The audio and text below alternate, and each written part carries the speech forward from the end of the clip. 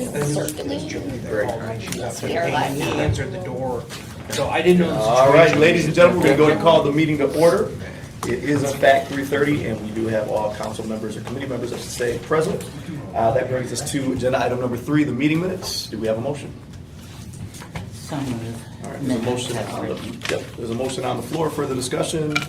Seeing and hearing none. All those in favor signify by saying aye. Aye. All those opposed, same sign. Motion carries. It takes us to agenda item number 4, public comment on agenda items. The folks that, Elaine, you know how this works. So you want to come on up and address the body? And of course, this is Elaine Womble. Go ahead. Good afternoon. Thank you, everyone, for being present and all your commitment to make our city a better place to live. My name is Elaine Wambolt. I'd like to thank the council members Hussein, Wood, and Cost, and the Director of Economic Development and Planning, Jordan Hanksworth. Hankwitz, okay, thank you. Yeah. For being present and assisting in the meeting at the Town Hall for citizens and interested party.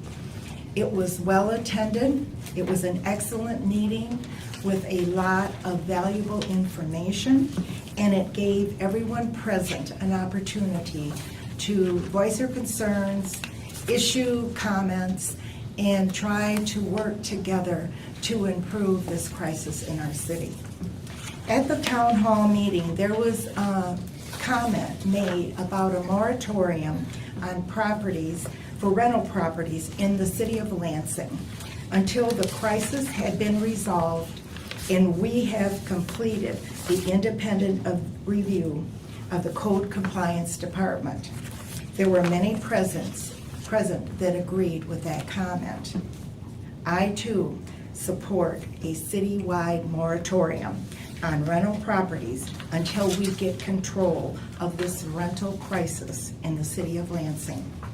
It greatly affects everyone living here and working here, and furthermore, for people visiting. We need to get organized and stop going in 20 different directions with these problems. Let us focus and address the needs of the city. This is a serious problem, and it has been growing over the years. We must immediately review and increase the monthly red tag fees. It is ridiculous that a commercial rental like the 29 homes, apartments that were red tag and was only charged as one address instead of 29 separate red tags. They collect money on each of these apartments. They are responsible for the living conditions in these apartments. So we must start holding them responsible. Has the independent consultant been hired and has the review begun? I believe that is the #1 priority at our focus for trying to clean this up. Thank you again for finally getting all the problems corrected on the bin ordinance 1237 so we can bring it up to council again. I remember how hard and long it took to get the initial ordinance through. I can only hope that if there are problems with this ordinance or any other ordinance before department heads, that they immediately bring those problems to our city council. Again, I want to thank you for your committal, your loyalty, and believing in the city of Lansing. Thank you. Thank you. All right, not seeing any others. We're going to go ahead and move on to discussion action items B, C, and D. We had show cause hearings for each of these on June 10th. Mr. Allen, are there any updates to any of these? Any permits pulled, any contact with the owners? No, I think everything is the same. It's the same. Okay, perfect.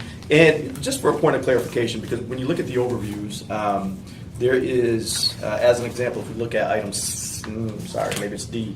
The overview on D says 60-day make safe or demolish. All 3 of these, the resolutions all say 30-day. These are, in fact, 60 days, correct? Or no?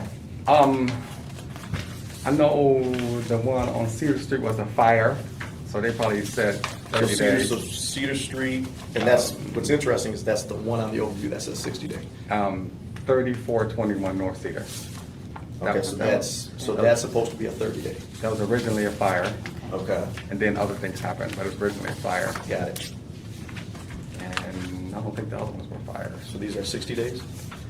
Okay, so then my question becomes, if you look at C and D in terms of the resolution, and you look at the 1, 2, 3, 4, 5, 6, 7 paragraph where it says not therefore be it resolved, these two say that, says as legally described above are hereby directed to comply with the order of the hearing officers, demolish or otherwise make safe the said building within 30 days of this resolution. So these should be 60 day, correct? No, if they're fire damage, they do. He just said that these are not fire damage, the Let me- Cedar Street was fire Let me damage. check on that to make sure. Okay, so Let me we check. can push these forward from committee. And I would assume that it could be amended out of floor if necessary. Yeah, yeah. Okay. I'll check and then I'll get the information right to you. Carol, what do you think? Because I'm not seeing anything that says that these are fire damaged.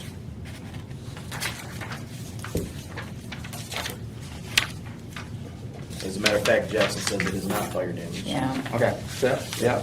So Jackson So- is not, and I would say I don't think the that- Nora As was. of Change the that. north, let's change it now. 60 days. Yeah, so Right. that's gonna be C and D. because then it looks like we don't know what. we're Exactly. doing. So C, B, C and D. yeah, so B can stay the 30 day, right, because that is fire damage. However, C and D are 60 days. Yes. Okay. Who reviewed these in the city attorney's office? I don't know specifically who reviewed them. I can look into it. I mean, the responsibility, ultimately, I'll take that. I must have missed it. I apologize. That's all right. All right. So with that being said, we will first take up item B. This is a 30-day. We did have the show cause on June 12th. We had nobody appear. Item B. We have a motion. I'll make a motion to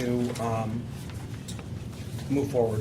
All right, there is a motion on the floor. Further discussion? Seeing and hearing none. All in favor signify by saying aye. Aye. All those opposed, same sign. Perfect. That takes us to item C. We would just need the amendment as part of the motion. I would move the property on Jackson. Yep. Is that the next one? Okay, and make sure that we change it from 30 to 60 days, and I would move that with those corrections. All right, there's a motion on the floor for the discussion. Seeing and hearing none, all those in favor signify by saying aye. Aye. All those opposed, same sign. All right, passes, and the same thing for item D. And this is 1722 Denora Street. And I would move this one with the correction from 30 days to 60 days. Perfect. All right, there's a motion on the floor for the discussion. All in favor say aye. Aye. All those opposed, same sign. Motion carries. B, C, and D. That takes us to E. This is the introduction and setting of a public hearing for an IPMC amendment to clarify the party responsible for prohibiting the occupancy and maintaining the vacancy of placarded equipment and structures. If we were to pass this out of committee, the public hearing would be on July 10th. Is there anybody here to speak to this? I can address Okay, it if please there are do. questions. I mean, just generally, this further clarifies and assists with OCA's enforcement of prosecuting specifically against owners who allow occupancy. It mirrors the language of the IPMC, and so it's just enhancing the tool that's in our toolbox, Gotcha. essentially. And let me ask you this, Walter, because there's a piece, if you look at lines 17 and 18, have we not always been, and I get it, you know, if it's not in the ordinance, we don't necessarily have to do it, but aren't we always granting permission for work outside of 8 to 5 weekdays in writing, or no? Has that been verbal in the past? No, we have to get that in writing. Okay, Yeah. all right. So we're just clarifying here that that's the way it's done. Okay. Do we have questions from the body? Councilwoman Wood? The changes Mhm. are in bold. Yep. And so, it now says in writing. I don't think all of them were done in writing in the past, so it. Right. Okay.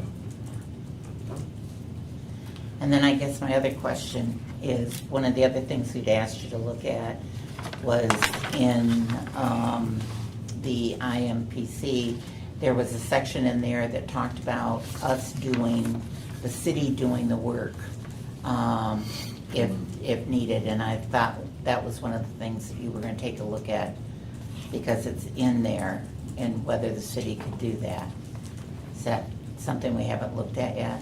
I have not, I don't recall that conversation, but I. Okay, Jim, I think was here when we had that I think conversation. so. I'll take a look at it. It's also my understanding there might be MISTA funds specifically for that. Councilmember Spitzley, who's not here, had mentioned that during the town hall, that she had found out about the MISTA funds for emergency abatements of red tags. Got it. Which is available to municipalities. All right. Well, if you could look into that, we'd greatly appreciate it. So we need, at this point, again, this would, we're reintroducing this on the 26th for a public hearing that would be, or I should say, be held on the 10th, July 10th. Do we have a motion? I would move for setting the public hearing for July 10th. All right, there is a motion on the floor for the discussion.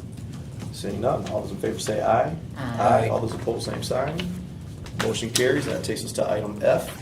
And this, of course, is the ordinance amendment, chapter 1060, section 08, section 99. We have a public hearing on the 26th. And of course, we're taking a look at this because we are going to ask that it be considered for approval that night, simply because we've been at this for quite some time. Folks want to see some measure of enforcement. We do believe that this gives us the tools to enforce. And so with that, other questions? No? All right, I need a motion. So moved. All right, there's a motion on the floor for the discussion. Seeing and hearing none, all those in favor say aye. Aye. All those opposed, same sign. Motion carries. That takes us to other, or other things that folks want to address. Councilwoman Wood. And I'm glad Jordan's here. I didn't expect him to be here, so if you could come up to the table. You knew the I'm reason I invited you. I'm up glad to I'm the here table. too. Yeah, look at our red folders. Right. I guess I'm a little concerned, Jordan.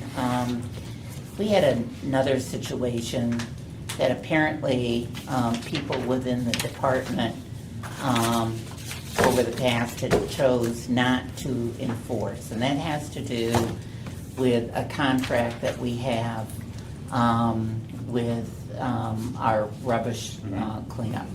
And in the contract, it talked about the fact that was written and signed by, and I realize it wasn't you, it was Mr. McGrain, but it was written by the city attorney's office with the help of Mr. McGrain. And one of the provisions in there was that if there was claims that were approved, that those claims would be, the haulers would have to pay back that. And apparently, from my understanding, is that they had not been doing that because the code compliance manager didn't believe it was fair, even though it was written into the contract.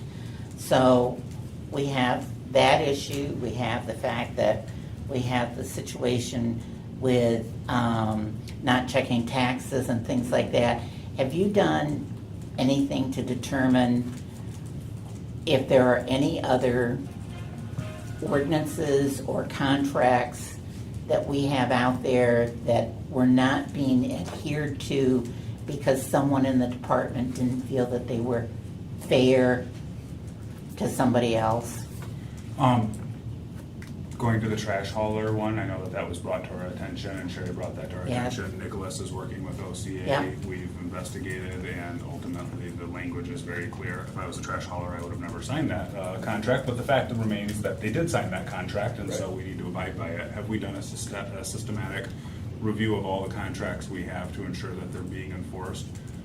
No, we haven't. I think that a lot of these are coming up on a relative case-by-case basis. Some of these practices have been in effect for years, and we're discovering them. And so it's a matter of how to prioritize our time. I mean, if we go through and do a review of all of the contracts, I'm not saying it's not important, because I think that my position is a contract, and we need to abide by the contract. And if the terms of that contract are not agreeable to both parties, then we need to pursue a different contract.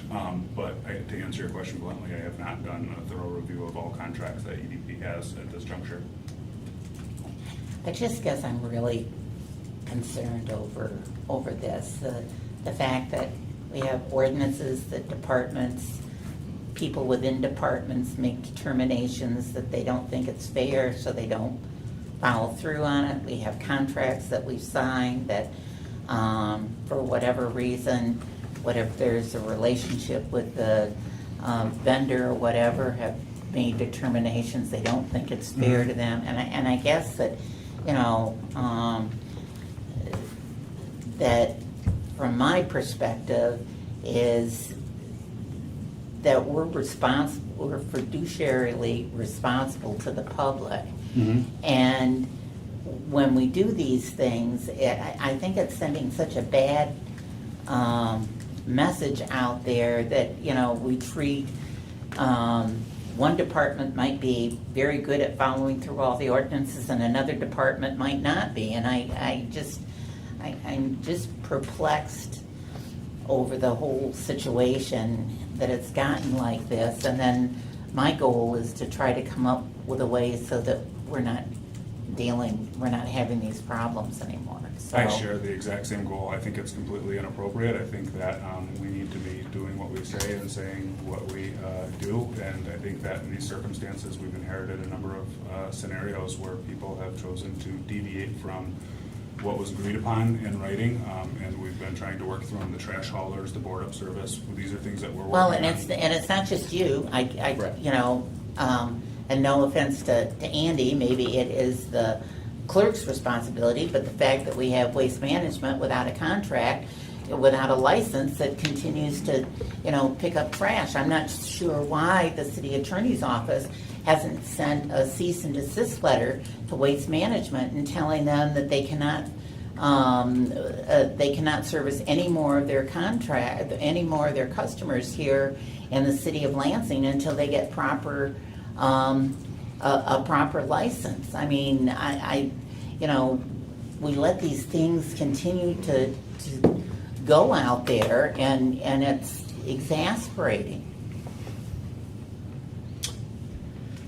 I'll just- Well, each time, and I'm committed to every time that it's brought to my and my team's attention, we are working to address it as quickly and diligently as possible, but we have not gone and done a top-to-bottom review of every single contract that we have and ensuring that all staff is enforcing it to the letter of the contract. I think that's something that's going to be done over time culturally as we change what the expectations are in the department, but I don't disagree with you, President Wood, that it's not appropriate and it's not how we want to conduct ourselves.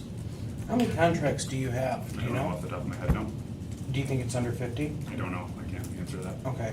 I mean, I would think if the taxpayers are paying for these contracts and we're asking for these services, and this is what the wording is, and we're not fulfilling that, and, you know, at the end of the day, it doesn't hurt us, it hurts the taxpayers.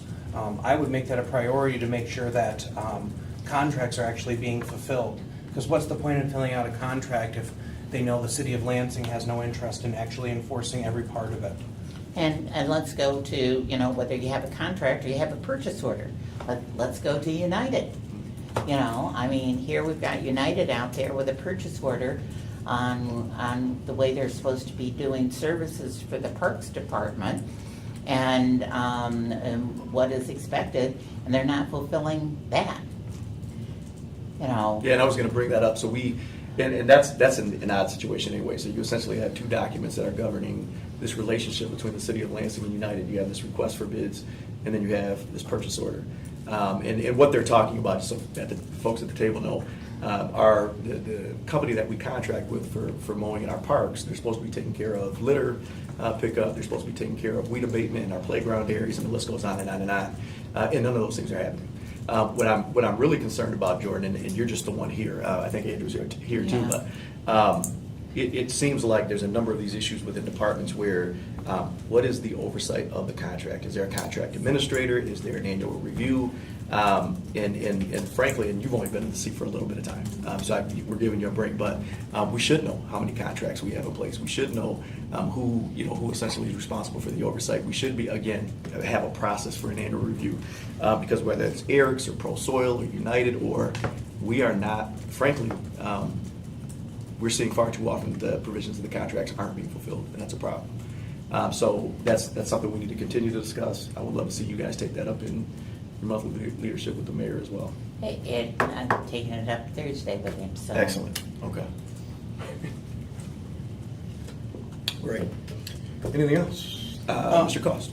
It was, thank you, Elaine, for mentioning about the one, same address, one unit only per, have we found a resolution on that? We haven't, but that's a follow-up Nicholas and I have been doing, because I think that the system is not, the way that I articulated it when talking with Nicholas about it, following our last meeting is that we need a common nomenclature, right? Because right now, we're talking about units, we're talking about parcels, we're talking about properties, we're Yeah. talking about residents, and so how do we create common nomenclature and then what's appropriate? Because I agree, when you have a Sycamore type apartment and you're only charging $150 68 times versus 344 times, it's out of balance, it's not right. And so Right. we're trying to think of how are we going to rein that all in, work with OCA to make sure that we're being responsible for the way that we're changing it, but that's a very glaring one that we took away from our meeting 2 weeks ago on Tuesday. And since we did on June 12th pass the amendment, and we backfill those operating budgets, I'm going to ask the question now. Where are we at with the RFP? We are about ready to award for the fee study. I'm going to be completely honest that we are going to be reviewing the code top to bottom review. I don't think that we necessarily got exactly what we were looking for, and I think that we can make some diligent changes, and I don't have too much hubris to say that releasing it 3 weeks after my start date might have been a bit premature. There was a lot of pressure. It was about half baked, and we tried to formally fully bake it, and that's something that I'll be addressing at our next meeting when we discuss red tags. So I want Nicholas and I have some.